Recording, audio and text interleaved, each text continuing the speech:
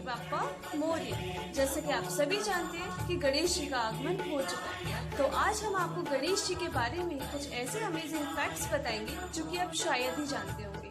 तो फिर हम सबसे पहले बात कर लेते हैं कल्चरल फैक्ट्स के बारे में। गणेश चतुर्थी भगवान गणेश का जन्मदिन समारोह है, क्योंकि वह दोपहर में पैदा हुए थे और उनकी पूजा भी दोपहर में ही की जाती है। हालांकि उत्तर भारत में यह पूजा 3 या 5 या 7 या 9 से 11 दिन तक के विस्तारित अवधि के लिए की जाती है।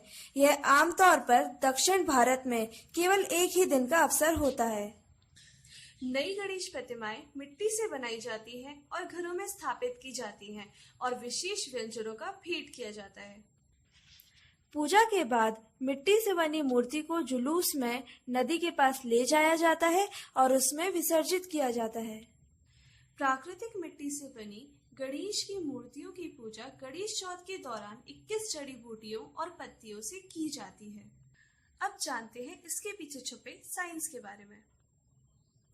गणेश उत्सव के बाद पूजा की पत्तियों के साथ पूजा की गई गणेश मूर्तियों को नदियों, नहरों, झीलों, समुद्र में विसर्जित कर दिया जाता है।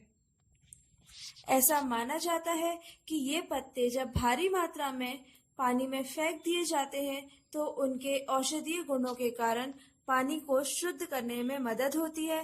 प्राकृतिक मिट्टी से बनी गणेश की मूर्तियां जब पानी में डूबी होती हैं तो वे पानी में बहुत आसानी से घुल जाती हैं और प्रदूषण पैदा किए बिना पानी को साफ कर देती हैं। इससे बैक्टीरिया से लड़ने की प्रतिरोधक क्षमता में विकसित होती है। आयुर्वेद में भाप से पकाए गए भोजन में प्राकृतिक गुणकारी गुण होते हैं। गुड़ विभिन्न बीमारियों के लिए एक उपाय है, जैसे धमनियों को शुद्ध करना। तिल के बीज दृष्टि में सुधार करने में मदद करते हैं।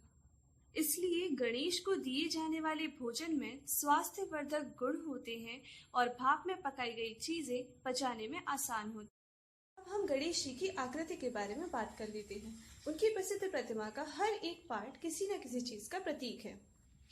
जैसे उनका चौड़ा माथा बुद्धिमत्ता का प्रतीक है। उनकी छोटी आंख एकाग्रता और सूक्ष्म दृष्टि का प्रतीक है। बड़े कान बेहतरीन सुनने की शक्ति का प्रतीक है। उनकी लंबी सूंड कार्यकुशलता का प्रतीक है। उनका छोटा मुंह कम बोलने का प्रतीक है। उनका एक दंत बुरी चीजों का त्याग और अच्छी चीजों को बनाए रखने का प्रतीक है। उनका बड़ा पेट सब कुछ स्वीकार करने का प्रतीक है। उनके एक हाथ में कुल्हाड़ी सभी प्रकार के बंधनों से मुक्ति का प्रतीक है। उनके दूसरे हाथ में रस्सी सदैव अनुशासित रहने का प्रतीक है। लड्डू खुशियों का प्रतीक है। उनकी मूषक की सवारी विकारों की सवारी करने का प्रतीक है। इससे आपको पता चल गया होगा कि हर कल्चरल बिलीफ में कोई ना कोई साइंस छुपी रहती है। गणपति बाप्पा मोरया।